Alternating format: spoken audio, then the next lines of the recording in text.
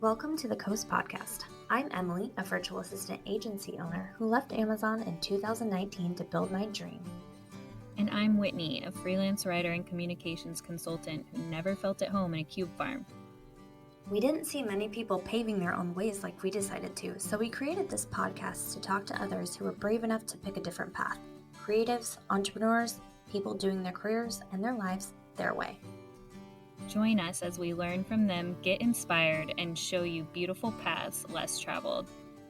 Not every road leads to the coast, but the ones that do come with a great view.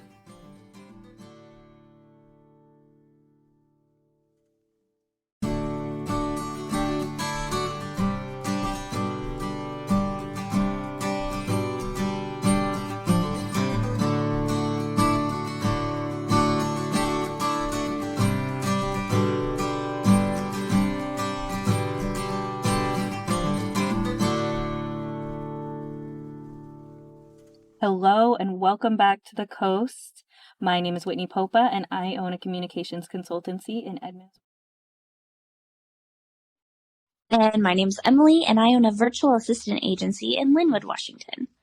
And today we have the great excitement of welcoming back our very first guest, Calliope Scherrer, who is now made a huge pivot in her business and is now the CEO of Muse. Calliope, thanks so much for being back here, and we'd love you to tell us about Muse.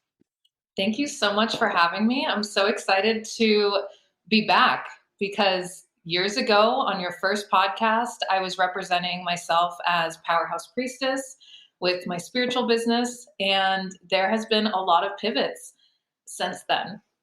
So Muse is a branding studio for female founders, and we offer everything they need to create a strong digital presence to represent their business and stand out from the competition. So that includes websites, social media, graphics, mentorship, and content creation. And branding, of course. And I do know firsthand how great this new business is because She's Given is actually one of your clients. And Muse does all of our social media marketing, which has been amazing and like such a great thing for us to do. I had various virtual assistants doing it for me in the past, just because, by nature, I have a lot of people that know how to do it. But I will say working with you has been so seamless and no hand holding is needed. And I think because we've known each other for so long, you're able to just pick up my voice immediately. I'm like, oh yeah, that seems like I wrote it. So, it's been a really great experience working with you and I'm super excited for you. I'm so glad to hear that. Your page has been getting on the Explore page recently since we've been working together. And I really like that you mentioned there's no hand holding because that's something I really wanted to emphasize in this business. Because when I've hired social media people in the past for my other businesses, there was so much micromanaging. And I was like, you're not getting the brand voice. You're not there was just so much hand holding that I was like, this isn't even worth the cost anymore. So when I put together that offer, I wanted to really let business owners be as hands-off as possible. Plus, what I love that you didn't mention is that you do have that connection to spirit if people want it. So there is a level of intuition that you can bring into businesses, especially for women who are heart-centered and intuitive themselves, where like that lack of hand-holding, sure, there's like a skill set there, but it's also like your connection to kind of knowing what they need for their business in that moment is, I think, the biggest and most powerful differentiator. Yeah, thanks for bringing that up because I think that's the edge I have is I do have that spiritual aspect. And I feel when I'm working on someone's branding, I'll kind of channel it for them. I have all these different prompts I'll give them and logistics about their business, but when I'm really creating what their logo and their colors look like and their imagery, it's so intuitive and so channeled. And I think that's the fun part because people will look at what I've created after. And they'll be so amazed. They'll be like, this is the kind of stuff I would see in my dreams. And I didn't know how to put words to it. That's so amazing. I like that makes me want to see what you would come up with for my brand, even though I'm like, oh, I just rebranded. I'm like one of those people that's like, don't rebrand. Don't get a new logo. It's fun though. I had that problem in my business. I used to rebrand the tarot one all of the time because it's so fun to rebrand. Okay. So you're doing this. You still do the tarot business. It's just, you've actually pivoted that business too, haven't you? I have. I wanted to keep tarot on the table just because I am excellent at it and I love to do it. So I made it way more exclusive. I only have 3 tarot clients that are still on the personal priestess package, which was the highest offer back when I would do it. And then otherwise, to work with me, people can only hire me for events now. And so I'll go to in-person events and read at a table. And it's very exclusive. It's not my income maker. It's more just to have an excuse to dress up, go to an elaborate party, and connect with people. Yeah, and you're in the LA area, so you're going to like celeb parties dressed up as Jessica Rabbit. Like that's what we're out there doing, which is so cool. Yes, it's the perfect location and the perfect costume. The Hollywood Witch goes to all the best parties. That's so cool.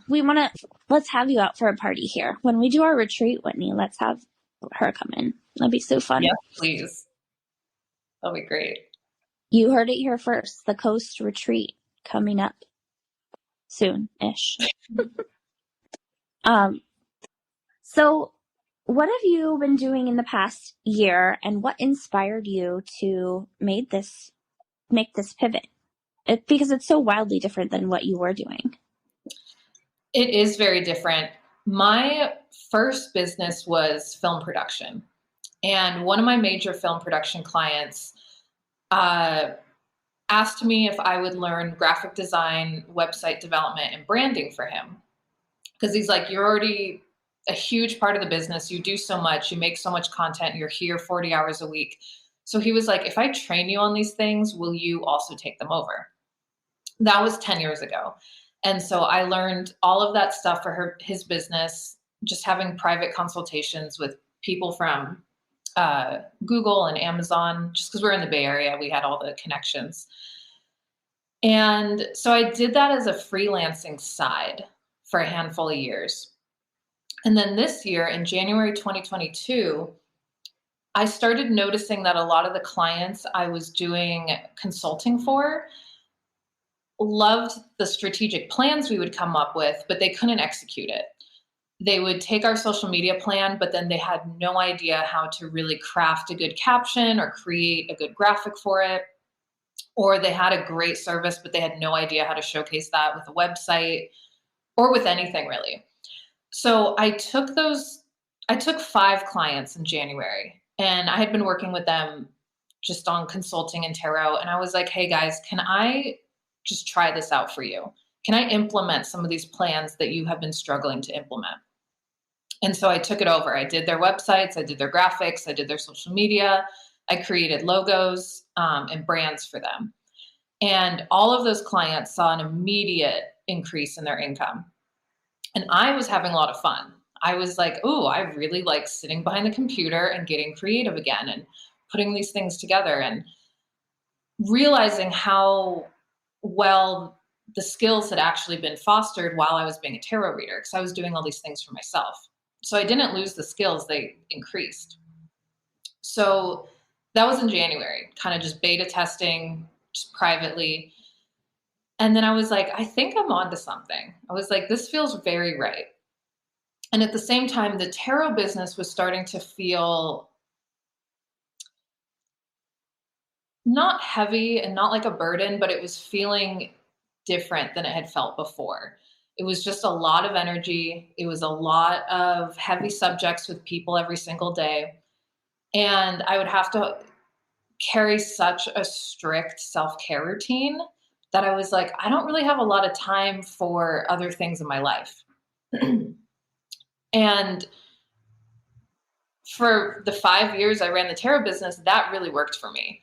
But this year, running the tarot business in LA, living with my boyfriend and having more of a social life, I was like, this isn't working anymore.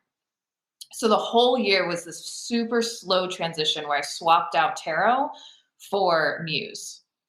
And I was private selling Muse. I was just reaching out to people, letting them know that this business was being built.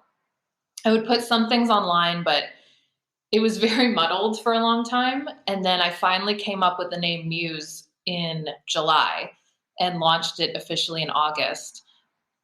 And then that's also when I went on the Blox. So then the Blox was like which is a reality TV show. We'll talk about it on the podcast. But that was like a super quick incubator to get this business off the ground immediately after it had been in the beta testing phase for so long.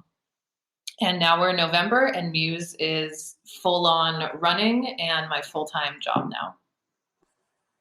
It's so incredible. And there's two things that story brings to mind for me. One, I was in your membership and you had sent this message of like, I just got like a nod or a nudge from spirit. I need to shut this down like pretty swiftly and lean into this next phase for me. And I remember getting that email or that message and being like, whoa, and like kind of sad, but then also excited for you that you were like, I'm listening to this and I'm executing on it now, which was something that like I was working on for myself a lot of like, you know, listening to when I was done with something and moving on. So I was really proud of you for that and like staying very tuned in to whatever it was that was for you next. And the way that you run Muse and the graphics you create are so incredible. And we were together in February in San Diego at a retreat. And I want you to tell our listeners what you told me about sitting with Mel and the channeled messages. So Mel's a medium and an intuitive, the messages that she gave your small group and the person sitting next to you. Or was it the tarot reader? I think it was Mel, you said. Yeah. Yeah. Thanks for bringing up the membership too. Cause that was, I mean, this whole year has been the pivot and it came up in little spurts. And that was one of the first strong moments was I had such a clear message that I had to shut down the membership. And that was a big deal because I had like 6 months of stuff planned for it. All these people were prepared to go through the whole year. So yeah, that was a big deal to pivot, but everyone really understood and was actually thankful. They're like, thanks for leading by example. Like you practice what you preach and this is you doing that right now. So with Mel, was that really in February? I can't believe it was so long ago. It was April. It was April? Yeah. Spring. Because I had COVID in April and that's why I couldn't go. Okay, April. Time is crazy. Anyway, we were in that group channeling with Mel. And as a channeler myself, I always think groups are kind of hard because if there's one person that has a very loud energy, I just assume that they're going to kind of overpower everyone else in the group. I didn't have evidence of that until this particular moment. So there was a woman sitting next to me and Mel looked at her and was like, you are going to be on a show. I see some kind of documentary type style TV show. And when she said that to that woman, my intuition was like, ping, ping, ping. Like, this is maybe about you instead. Like your energy is like encroaching on this. But I didn't say anything, but I took a mental note of it. And then I didn't recall it until I was on the producer's call for the Blox. And that was the final stage of auditioning. And I was like, oh my gosh, I have to tell Mel, I think I took the prediction from somebody else. What did Mel say? Did you tell her? I haven't told her yet. I keep forgetting to. Yeah, you have to. Oh, she's so cool. I love her. That's really cool though. So tell us more about the Blox. Like I have a unique interest in this because learning about it from you, I have been cast on season 7, which is going to shoot whenever this, I don't know when this episode will be out, but January 3rd through 9th, 2023 is when I'll be in Kansas City shooting. And so I'm like really interested to learn what it was like and tell us about it. We're excited to know more. And that's where, is that where Wes lives? It is, yeah. Okay. He's very proud of his hometown. Yeah, I'm like, why KC? I mean, I want to eat there, but I didn't know if it was cheaper to shoot like Atlanta or something. Probably because they have a really big warehouse for us that they turn into the set. And they have to like break it down and build it like throughout the whole day. Emilie, I'm so excited that you're going to be on it. It's an amazing opportunity. So the Blox is a reality TV show about entrepreneurs, and they pitched it to me as it's kind of like Shark Tank meets Iron Chef, where you're given these different scenarios every single day, or for every single challenge, and you have to pitch your business in 1 to 5 minutes, depending on the challenge, and represent your business in front of everybody. And there is 5 judges, and you're in these little groups. And then if you win that day's challenge, you get to go to the Blox off, which is the bigger challenge of the day. And it's not elimination style, but it's all by a point system. So by the end of the week, you find out who is the best entrepreneur on the block. There was 70 contestants when I went on season 5, and they rented out this giant hotel room for us that's right next to the grid. The grid is the big warehouse that they film in. And it was just one of the best weeks of my entire life on a personal level and on a professional level. You learned so much and you network with incredible people, and everybody has that entrepreneurial spirit. So everyone you talk to, there's just this really deep connection that you can make. And I've been off the show for 2 months now, and every single day since the show, I have talked to at least one person, cast or crew. I have a whole bunch of clients now from it. I have a whole bunch of friends. I met up with one of the judges just 2 days ago for lunch, and I have so many things planned in the future with the other Bloxers. So Wes Bergman does a really good job of truly creating like a community. And yes, it's a reality TV show, but it feels more like a business accelerator and like a 7-day networking event. I'm super excited. I'm really excited, but also kind of nervous because, you don't know what to expect. And also, like, I've never been away from my kids for that long. I've only ever been away 2 or 3 nights. So 6 nights is going to be a lot. I would be totally fine with that. Yeah. That was happening to a lot of the contestants, everyone that had children. Towards like day 4 or 5, they were really missing their home. I think one contestant in our season even left early. Oh, wow. Yeah. I'm not early, but unless something crazy were to happen, knock on wood. But yeah, I'm super excited. Do you have any idea when your season is going to air? So Wes is on, I think he's on the challenge right now. And if it's not the challenge, it's another reality show. So it depends on when he gets home. If he makes it to the finals, it's going to push our airtime back. But if he comes home soon enough, then we're probably going to air in December. So they haven't given us the official release date yet. What's the network? Right now, they haven't sold it to a network. So they're showing it on their app called, I think it's called Alpha Blox. And that's where you can get all the episodes. Got it. Actually, the app is called That's the Blox cool. now. Yeah, and it's free to download. It's like self-publishing, but for reality TV. That's so cool. And Wes is my guy. He's, I've grown up with Wes because he was on all my challenges. And then I was telling you guys before we started, before we started recording, that I went into labor both times after watching the challenge. I'm sure Wes was probably on those seasons too. So I'm like, all right, Wes is just coming into our lives in every way. And he was probably really cool. I mean, he's very smart, very calculated about his business. He has a plan. He's very social and political when he's playing games on the challenge. And I'm curious, he was probably a little bit softer in like a mentorship role for you guys, but I'm curious like what his vibe was that whole time. And you said he was a producer too, right? Yeah, so Wes is the producer and the host. This is his baby. This is his project.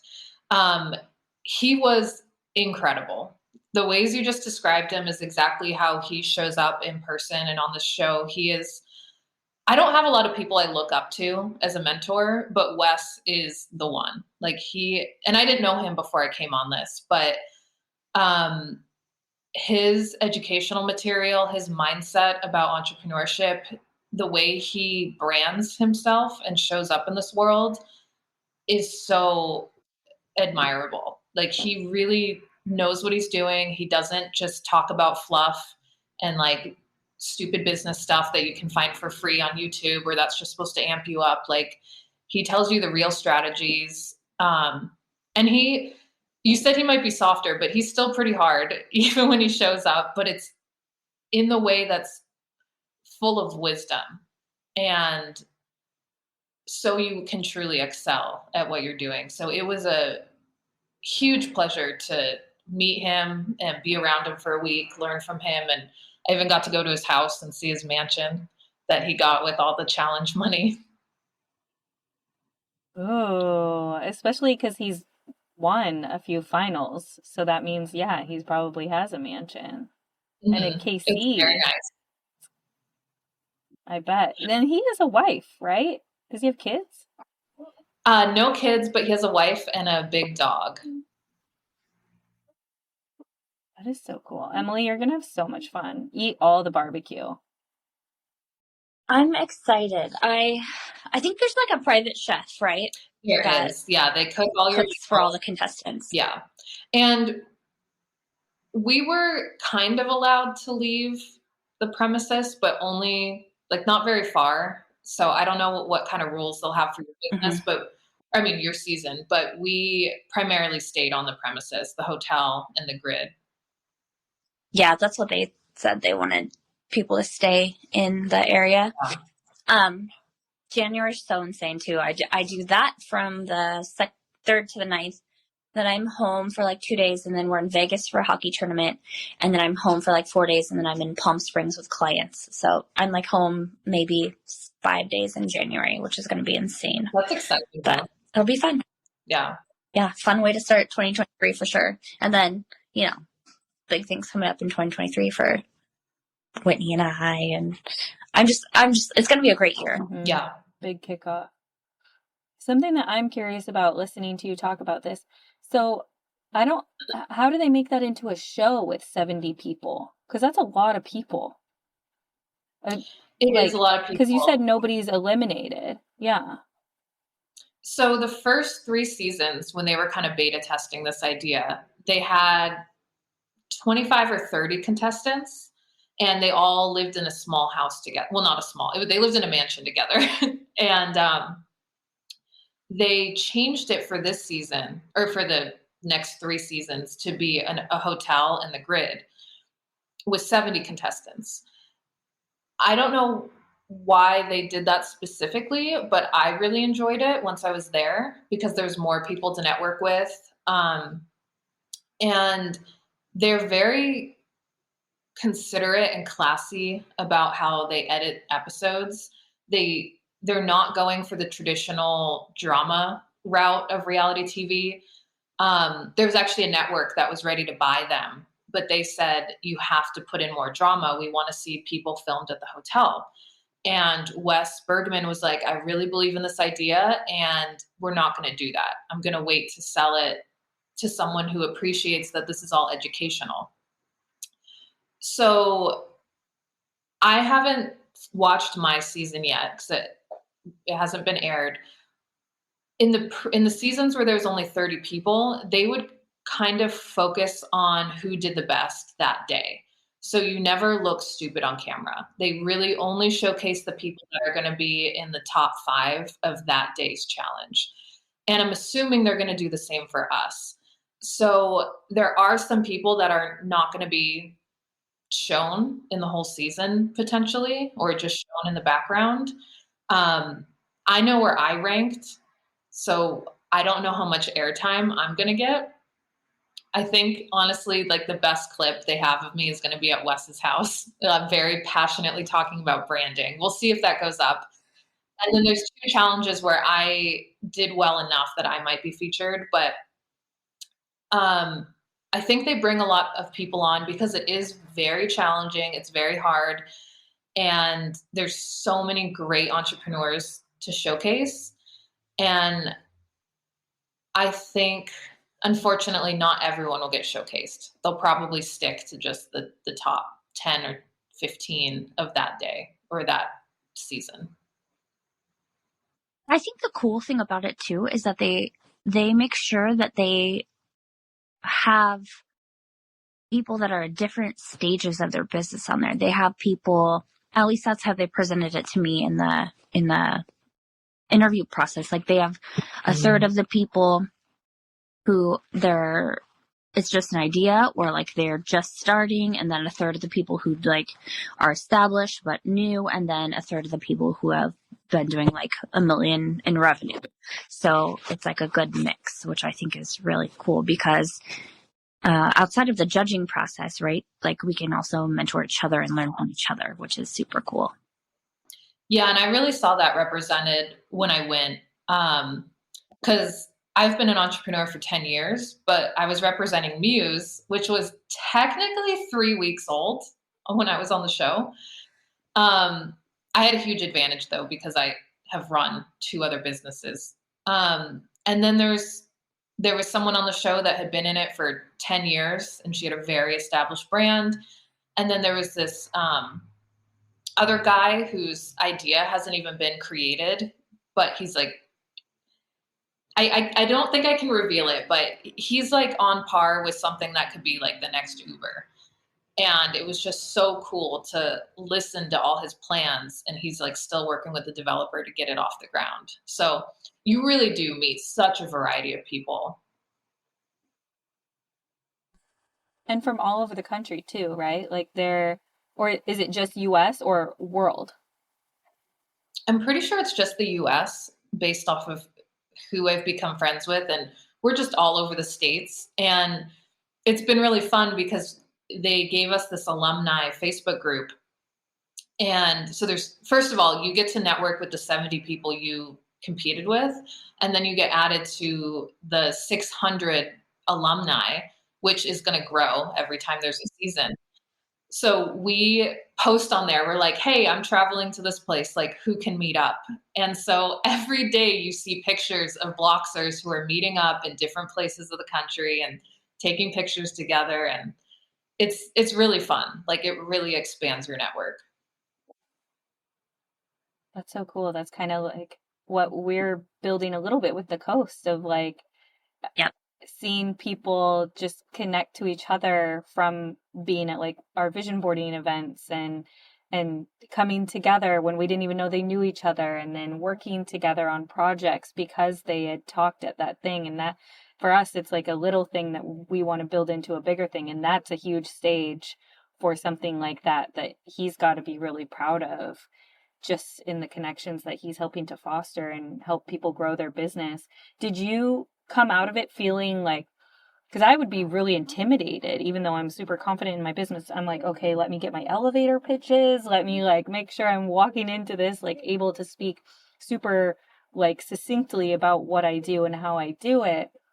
And did you walk away feeling like, oh, I'm so drained from like having to say the same thing over and over and having it be like picked at? Or was it more of like, oh, now I'm like so much more clear and I know that there's like people who are here to buy what I have to sell? I felt very clear and very uplifted. Like, I was on fire for the 2 months after the show. Like, I got an unreal amount of stuff done in the past 2 months. I think I only just started to crash a couple days ago when the weather changed. I was like, oh, okay, time to slow down. And there's still so many plans to implement. It was extremely energizing of a situation. And even just the moment that they accepted me, I got a text message at 3:33 that says, you've been accepted to season 5 of the Blox. And that was 2 months before it filmed. And so for those 2 months, I was so energized and I got a ton done to get Muse ready. Because I could have sat back and been like, oh, the tarot business makes a bunch of money. Like, let me just transition slowly. But instead, I was like, no, I want to go on the Blox. I want to be ready. I want to represent Muse. So I was in a crazy vortex for 2 months. Then I went on the show, which is a crazy week. And then I slept for 2 days straight. And then I was energized for another 2 months. So the Blox has like taken over all of 2022 for me. It's been such a significant portion of my year. Exciting. I'm super pumped. I'm like, we'll get together next week and help me strategize. Yeah, I'll you'll have to tell Mel. I will. Yeah. Yeah. She'll probably share that too. Like, that would be a good little live for her to do, to talk about how that can happen and share what you send her. You kind of found out from each other about the Blox. Like, did you tell Emilie and then Emily's like, I'll apply? Or what was that for you guys? Yeah, I told Emilie. Yeah, she told me about it and I was like, oh, fun. Yeah, I was like, oh, haha, maybe I want to do it. And she's like, you should. And then I kept getting through the interview rounds and I was like, wait, what? I like kind of did it just not expecting anything. And then it happened. And I was like, oh, well, this is great. Cause that's kind of how the trajectory of my life is going right now. Like, everything that I really set my mind on is happening for me. And that's really great. But also, like, I don't know, you encouraged me too, being one of the only people that you still have as your bright powerhouse priestess client. Like, you're like, well, I actually feel like this is going to happen for you. And I'm like, okay, let's do it. And, so yeah, I'm excited, but we'll see how it goes. I'm nervous too because, I think you both know this about me. I'm very, not comfortable being in the spotlight-ish, like, especially live. So, like, pictures of me are fine, but I hate anything live video. And I think this is maybe Spirit's way of really like, okay, go be in the spotlight, go practice speaking publicly, and like nudging me toward this next phase in my life, which is the being in the public spotlight, like being on stages thing, which still terrifies the shit out of me. So we'll see how it goes. You're going to do great on it. You have a perfect business for it. And then the challenges are hard, but I can really see you thriving in them. And then I don't know about who's cast on your season, but from what I've heard about every season has been that it's such like a loving group. Like, the second I walked off the airplane, there was 5 Bloxers waiting for me. And it was like instant, like, oh, we're all best friends feeling. And not in the fake way. Like, it was truly like, wow, we all live a similar life. We all see life in a similar way. We're all very open-minded. And yes, we're here to compete, but mostly we're here to, I don't know, it became so supportive. And I felt perfectly comfortable in front of every group when I was pitching.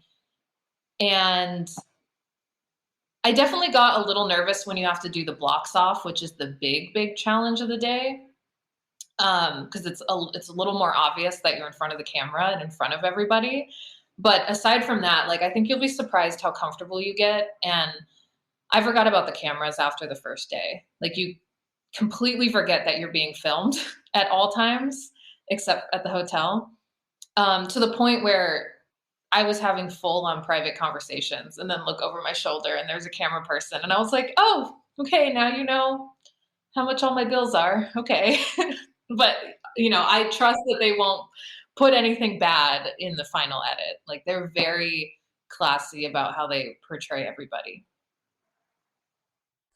And it seems too like they're all there with the same idea of like the bigger vision of what this is, like about the community and about the connections. Like, sure, if you're competitive, you want to win, but it's about so much more than that. And it sounds like people really go into it with that kind of abundance mindset and that you can only help each other. I mean, like two things, as we created this partially because entrepreneurship can be so isolating and we need each other. And so to create a container for people who already operate that way, it can only be good. Sure, there will be maybe some bad apples, but they might weed them out through the interview process. So that's really cool and comforting to hear too, that like, you know, I think even that for me, I would be so eager for friends who do what I do and understand how it is. Like even my husband, he doesn't get it. He wants to, but he doesn't understand, like, why are you on the phone at 8 p.m.? Why are you still working? Why are you doing this? It's just such a different life than a lot of people choose to live still. And I love that it's kind of creating space for all of you to find each other and common ground and a sense of really intimacy with each other and growing your businesses, even if they're completely different. That's so spot on because that's how it felt. Like after the first day, it didn't even feel like a competition anymore. And I know I'm not the only one who felt that way. There would be people that would win and I would seriously start crying because I was so proud that they won because I had seen them all day, like kicking ass at what they were doing. And there was just that vibe all around of like, everyone was constantly like giving support, giving positive feedback, uplifting each other. If someone was nervous, we would all like really rally around them to like help them calm down. I'm like getting emotional thinking about it. Like it was so special. And I don't think this is a spoiler because I'll be a little vague, but there's one challenge, a main challenge, the Blox off, where someone was nervous and emotional about her presentation and she started crying while she was presenting it. And instead of people being mean or competitive, we all started crying with her. Like it was like over 70 people in a room and we're all just like crying and being like, you got this. And I think we even gave her a standing ovation at the end. Like that's how much love and support was in the room. And that's so like, that's what the world needs, right? Like we all need to be with each other and rally behind each other. And that's really, I'm super excited about that because I'm somebody who sometimes cries when they're frustrated or like cries when I'm like, and that is a trait about myself that I would love to learn how to get past, but it's also a very human trait of mine. So maybe limit it or whatever. I don't know.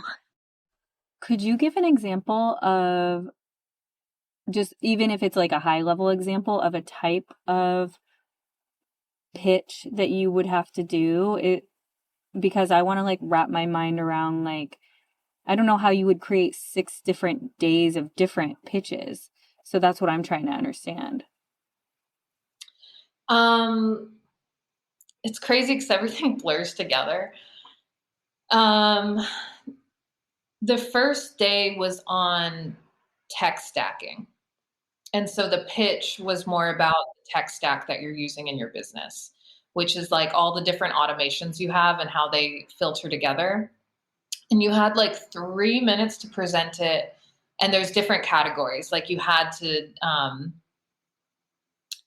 like, what was your tech for the revenue, your tech for the client organization, marketing, stuff like that. So the pitch was about your tech stack. And then there was another day where it was about SEO and ads. And so your pitch was what the ad copy would be and like what people would see in the advertisement. And that had to tie into SEO. And we also did private consultations with the judges. And so they would ask you questions about the SEO and like why you're targeting different phrases and words and how you're going to get that online.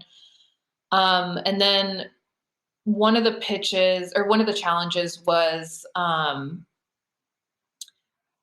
you only had, I think, 1 minute, and they would say, okay, you're trying to get $40,000 from an angel investor.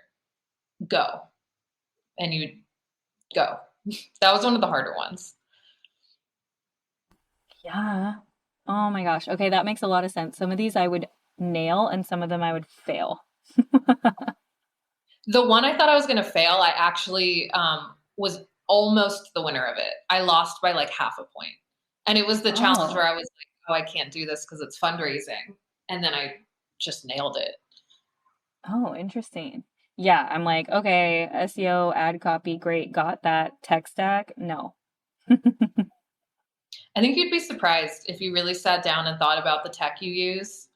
Because I didn't think I had a tech stack, but I actually do. I have a calendar system which integrates to a payment system, which has a client organizer on it, automatically emails. So if you start to think about it, I'm sure you have tech that you've been using.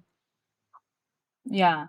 When it's also too like there's an aspect of like every business has different needs. Like if you're building a new tech company, obviously you're going to have a more robust and different tech stack than somebody like me who's, sharing Google Docs with my clients. You know what's funny? I don't know how much I can reveal, but someone who was a winner or close to a winner, that was literally what they said. They were like, I don't need a lot of tech and I use Google Docs. But the way they pitched it made them in the top 5 or whatever it was. Okay. Well, it seems less scary than I am thinking in my head, just based on those examples. Because I'm like, I don't know how to pitch my business like 100 times in front of 70 people. It's actually really fun. Like, it's like the homework assignments I wish I had gotten before in my life.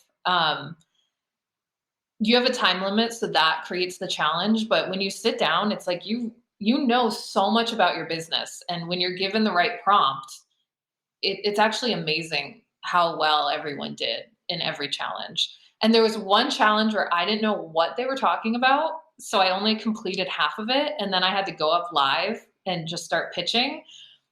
And I had watched other people. So I was like, okay, I think I get the second part of the prompt. So I go up there, I read what I did, and then I just start improvising from there.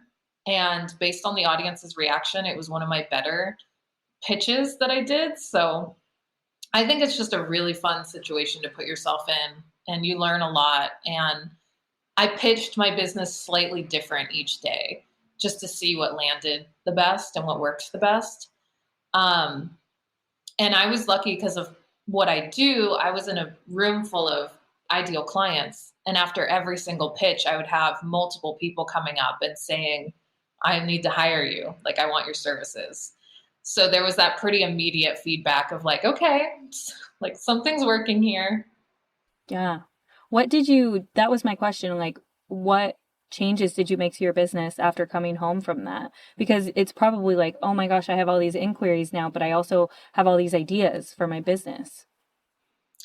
That's been the hard part because I've had such a full client load that I haven't been able to implement everything. I updated my website, made it a lot better. It's only a homepage right now, so I don't even have the sales pages up and everything is sold out. But I'm very excited to finally get the sales pages up. So one of the new things I'm doing now is a YouTube series on entrepreneurs, because one of my superpowers is documentary filmmaking. So I'm bringing that in as a free, just as my content marketing. I'm just going to level it up. Emilie is actually going to be one of the featured muses, likely for February. So I have a video series coming out, and then I have a digital magazine that's also coming out.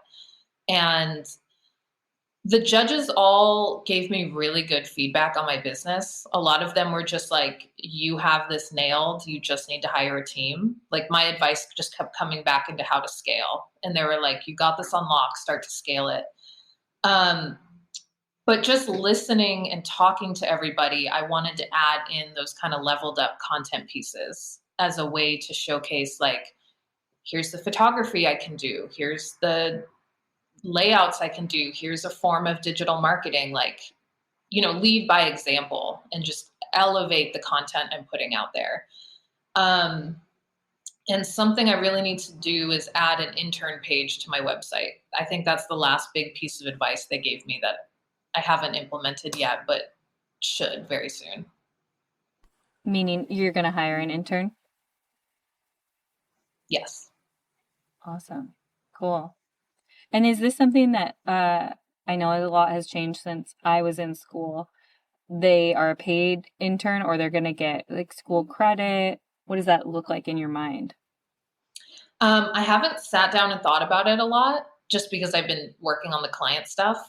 But because one of the great things is, like, the judges do mentor you, and these are all people who have huge businesses. And so they were saying your next step is a team.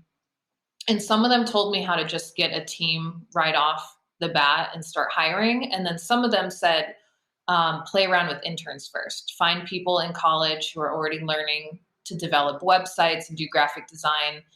And then I'll have to figure out what that really looks like. They said it's a way to, like, play around with delegating work. And then if they're good after 3 to 6 months, hire them on full time for my team. So I have to feel out what that looks like. I'm going to hire a virtual assistant and then see if anyone wants to be an intern and figure out what that exchange is. Yeah, I'm so excited for you. It's a cool timing too, because Emily's actually the first person who I really was like, she kept telling me about scaling, and it was like a trigger for me. I think we've talked about that before, where I was like, stop asking me to, like, basically build a skyscraper out of my little solo shop here. And then once I understood that that can look so many different ways, I was like, oh, I'd be comfortable being like a little mini agency of like 5 of us, where I can still oversee everything and then outsource some work to writers that I trust and have an assistant. Like, that feels good and juicy and like scaling to me. But before, I was like, I think maybe I associated it with creating what I came out of, like creating a company that was gross and unmanageable, instead of being an employee of one. It didn't feel right. And those were my only 2 concepts, either being by myself or having something humongous. And it's cool to have those mentorships where you realize, like, you zero down on, okay, what does scaling look like for me, and protecting my brand and my body as I'm becoming all these things. I actually had an interesting experience. About 3 weeks before I went on the Blox, I had a conversation with my dad about scaling. And he doesn't know the word scaling, but he was like, are you going to get employees? And I went on this tangent about how I never want to hire an employee ever. Like, I went so hardcore into this tangent that I had to back up and be like, whoa. And I realized, because I'm originally in mindset work and healing and growth. And I was like, oh, I have a very strong emotional trigger around this, and I should explore that. So I started exploring it. Okay, the funny thing is, once you level up, you just forget. So now I don't remember what my hang up was, but I worked through it. And then I was like, wait a second. And then I went on the Blox, learned all the things, came home, and I delegated and hired work out to 3 different people, just on a quick contract, just to, dip my toes into it. And I instantly was like, oh, this is the best thing in the whole world. I'm going to hire and delegate as much as I possibly can. And I just completely saw my business differently. And I've been doing business for all of my 20s. And that worked really well as a solo person in my 20s, with just a few people I would hire here and there for random things.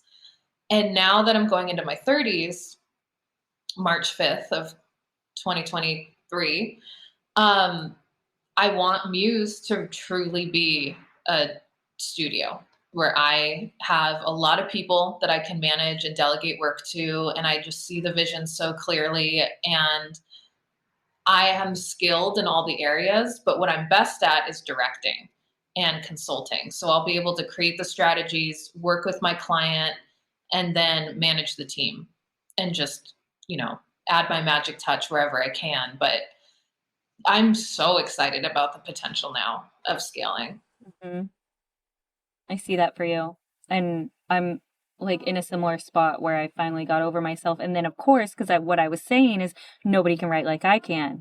And then as soon as I released that block, they all just came. So I have like 3 people that I can hire right away. Now I just have to go and do all my business development, which I kind of prefer doing anyway right now. Like I am worn out from the writing a little bit. I want to have just my passion projects that have my name on them and then support other people's businesses through the rest. That's amazing. And Emilie is a huge support in that. Thank you. Thank you. Delegating is like, why I made a whole business. It's a superpower. It's a superpower. I've been doing a lot more lately too, which has been really great because I've just been utilizing my whole team of assistants. And ever since I hired Erin, who's my director of operations right now, she's like just amazing. Jumped in and like doesn't need barely any direction. I'm like, I want to do this. She's like, I'm on it. And she's going on maternity leave in like 2 weeks. And I'm like, I'm going to miss you so much. But I know it's like a super exciting time for her. So, thanks so much for being on today, Calliope. It was so nice to catch up and, learn more about what you're doing and sharing some juicy secrets and tidbits about Blox. Like, I'm super excited for that. And I'm just so happy to have you in my life. I know I tell you that all the time because I talk to you every day, but like, I just adore you. And I'm so glad we're in your energy. I'm so excited. We're meeting literally in 1 week. I can't wait. We're going to have so much fun. Yes. And tell us how I'm excited for you too, because I met Calliope in person and have known you less time than Emilie has. So it's Emilie's time to meet you in person. It's crazy that you haven't already. Like it feels like you are basically sisters, but you have not met. Very close. And I'm like, I can feel my body trying to get sick right now. I'm like, no, I'm going to go chug some orange juice in emergency and whatever. I'm just like very tired. And I was like laughing about it with Ashley last night, but I'm like, I think it's a time change. Like once you're like our age, it really does hit you, even though it's an hour. It's so weird. Yeah.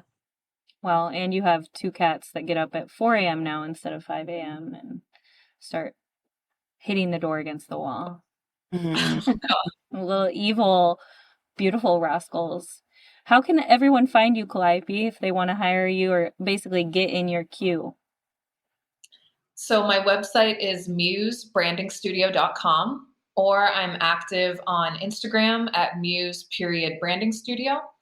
And I've been using Facebook a lot as well, and that's facebook.com/Calliope Scherrer. And you should definitely check out my socials because I will be launching the digital magazine in January, and that is going to be a really fun free piece of content that business owners should download because you'll get branding tips, business tips, and you'll get features on amazing entrepreneurial women. Yeah, and your content is so fire. I'm always sharing the things that you post, like at least once a week. I feel like I'm seeing one of your posts that not only is beautiful, but also so actionable and helpful that I'm like sharing it to my story with all the fire emojis. And so if anybody follows me and sees that Muse Branding Studio, that's you, and you're always dropping truth bombs, which are so incredible. A lot of people try, but they don't do it the way you do. Thank you. I appreciate that so much. Well, I think Yeah, Emily's on the move. I've been like laughing this whole time because I keep watching. Emily's had all these tech issues, and I keep watching her like face just bop around her house. So like any pauses that we have, it's like we're just watching Emily move on mute. Like, where's she going now? Which room is she in? I was like in the shed. Everybody knows my husband built me like this great office in the shed, but it has a heater built in, but it's really loud, and so during the podcast, like I can't have it on, and so I was out there like, and we could see my breath like on the I was like breathing, and they're like, oh, I feel like I'm in the water on the Titanic right now, and so I had to go inside, and then I lost Wi-Fi. It was a hot mess. Anyway, tech issues brought to you by Emily Gibbon, always. Okay, are we ready for another awkward goodbye? Thanks so much for watching or tuning into the podcast. We love you so much. We appreciate your time. Everyone, we will see you in the next episode of The Coast. Bye. Bye. This episode edited by Kate Gentry Shue. And music provided by Sloan Best.